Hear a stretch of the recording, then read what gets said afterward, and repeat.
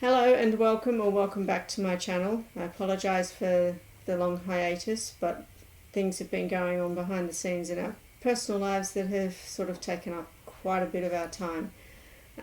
So today this video is my pile of possibilities, shall we call it, because I'm a mood reader. This is a book about a reading challenge that's happening next month, which I've participated in the last few years now, or tried to.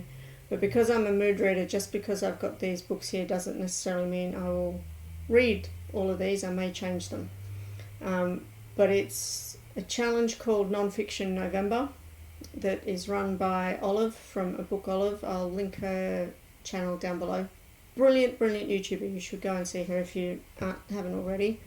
And the only requirement for it is that you read one more non-fiction book than you would normally have read. So if that's nothing, it's just one, and even reading one means that you've participated in, completed the challenge. She also provides 4 individual words that you can use as prompts to guide what you want to read, and that's what I will be talking about today with these 4 books that I have here. But as I said, they may change, but these are what I would like to get to, and we shall see what happens. So I shall now go through the words with the books. The first word is fraud, and this book, go that side, it's called Blood on the Rosary by Sue Smethurst and Margaret Harrod. This is Sue, and that's her brother. Her brother, as it says on the top here, a brave nun, her twin brother, the secrets and lies that would tear them apart. Her brother was a child molester, as it turns out, and she ratted him out, essentially. So I took this for fraud, as he was the fraud, because he was making out he wasn't like that when in fact he was, and she figured it out and made him take responsibility for his crimes. So I've wanted to read this for a while. It's been sitting on my shelves for quite some time now, because that can't have been an easy thing for her to do. A, because it was his sister that did that, but B, because he was her twin, which the twins have much stronger bonds than just normal brother and sister. So it'll be interesting to see what actually happens. So that's for fraud at this stage. The next one might be a bit of a loose interpretation, but my brain likes the interpretation, so I'm going with it. The next word is web, and I've got a book here called The Double Helix. It's a folio edition by James D. Watson, and I've linked this to web because for me the double helix, or the helix in general, isn't that cover gorgeous, is a web of, well, it's a lot of different connections, and in a web you have lots of different connections to hold the whole thing together, which is essentially what I consider the double helix to be. It's your DNA, and it's the thing that actually tells the body how you're going to end up being in physical appearance and otherwise. So as I said, this is the folio edition. The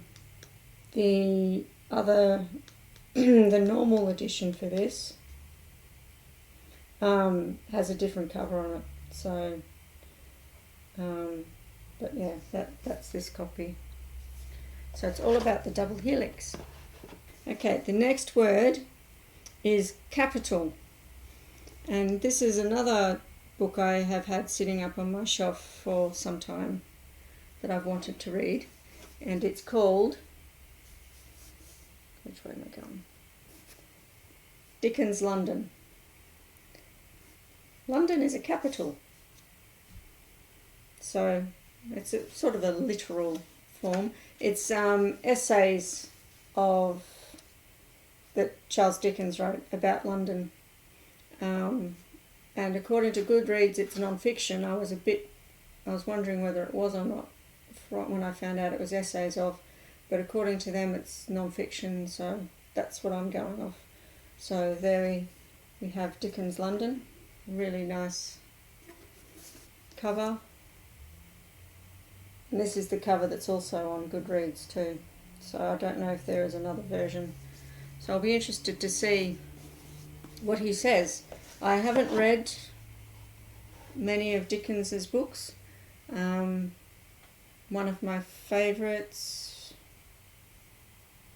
I think it's called Hard Times, and I've only really read the first paragraph in that, mainly because I love that first paragraph, because it's the worst of times, it was the best of times, and so on and so forth, and it's just that constant rhythm of the opposites of things, so it's really good. I did try reading him a while ago and I just couldn't do it. The last word for this challenge is display, and for that one I have, get the right sign, Sacred Places in Australia. It's got text by James Cohen, photographs by Colin Beard, and I thought, what better way to have a book for display than to have something about nature and the animals and other such things, be it sacred places or not. When you get this sort of thing, nature itself is one massive display. It's just stunning. And I don't even remember where I got this book from, but I've never read it.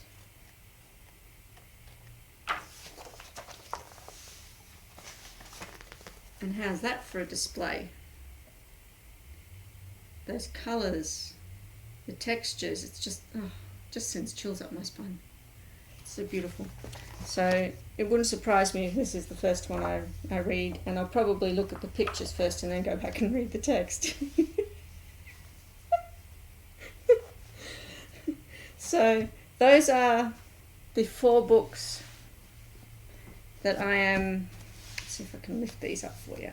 So these are the 4 books that I'm trying to get to in this challenge. If I don't get to these, then I'll just change them out. So let's hope that I have some success.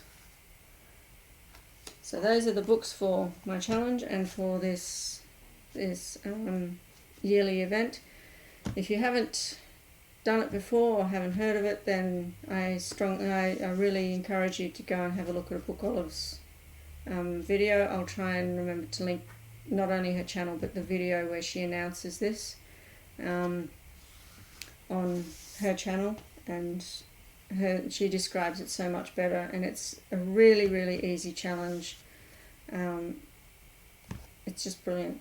I think it's so well done. And there are some really, really good non-fiction books out there that don't have to be all dry and academic and boring. Non-fiction can be really fun, and so it's a good opportunity to try a different genre if you've not tried it before, or even if you do read non-fiction, to expand in your non-fiction. So that's it for this video. I hope you enjoyed what you saw.